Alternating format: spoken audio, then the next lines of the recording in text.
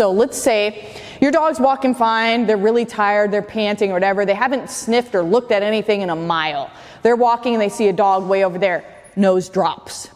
We're like, come on, stop that, and nose drops. They see the dog over there, nose drops. See the dog again, nose drops. And you're like, what the heck are you smelling? And then you see the dog and you're like, oh, we have to go all the way over here now, right?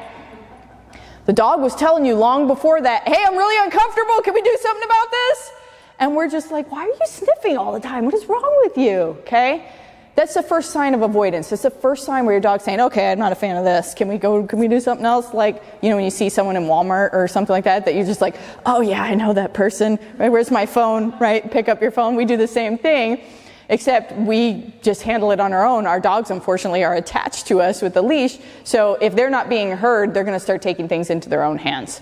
So if we're missing these small little things and we're not paying close enough attention, our dogs get worse. So rather than giving little displacement cues, next time your dog sees another dog, it might try to pull away, and you're like, why are you doing that?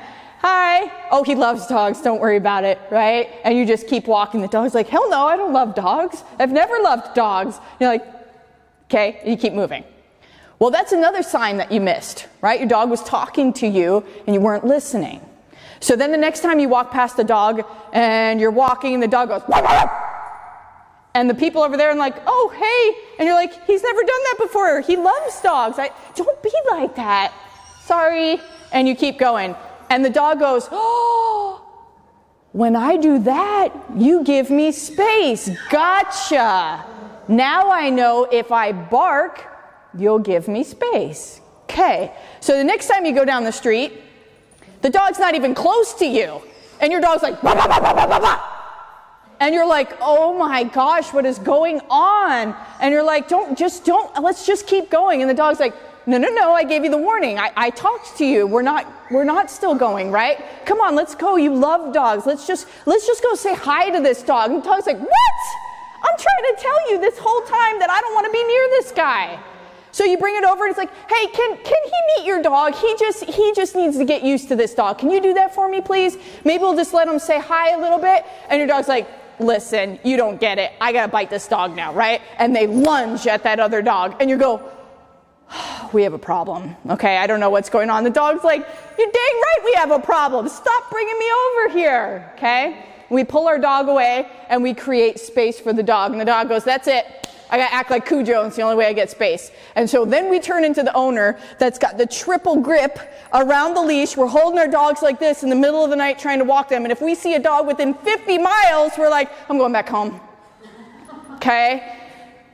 And that's the typical recipe for reactivity with dog owners. But the one thing we didn't do is we didn't say, I hear you and I'll take care of it. We didn't do that, right? We said in the beginning, why are you acting that way? And then when it got worse, we said, I don't understand you, so let's go ahead and push you further. And then when it got really bad, you just catered to them rather than showing them a different way of life, okay? So big part of it is we haven't developed enough trust in the dog where they believe that we are going to advocate. And I'm going to get into advocacy in just a little bit after I talk about anxiety. So same thing with anxiety. They can show you a lot of those similar displacement cues in the beginning and stuff like that. But an anxious dog also has another component where even if there weren't necessarily trust broken, if you're allowing anxious energy to build on the walk and you're not addressing it consistently, you can wind up with the same exact dog, even though that's not necessarily fearful. So if you're walking and the dog starts going a little faster and they're like, I don't feel so great right now. So you start walking faster and the dog's like, yeah, let's just get to the park right now. Let's just get to the park right now because that's where I want to be. And we keep letting them go faster. We can be feeding that anxious energy. And so you're already kind of brisk walking the way to the park and there's a loud noise over there and the dog tucks its tail. It's like, we really got to get to the park right now. I really got to get to the park right now. Where's my ball? Did you bring my ball? You have my ball? Okay, we're going to the park right now, right? And you let your dog go through the entire walk like that. Then when somebody comes in like, hey, do you know what time it is? And he says, shut up! We're trying to get to the park right now, and the dog keeps running. It's like, leave them alone. We got to go, okay? That's kind of what your anxious dog goes through on the walk. Because we haven't given enough instruction and we haven't slowed the dog down consistently so that when someone comes in, your dog's nice and relaxed, they ask for the time, and like, hey, what's up, man? We're on our way to the park. You want to go?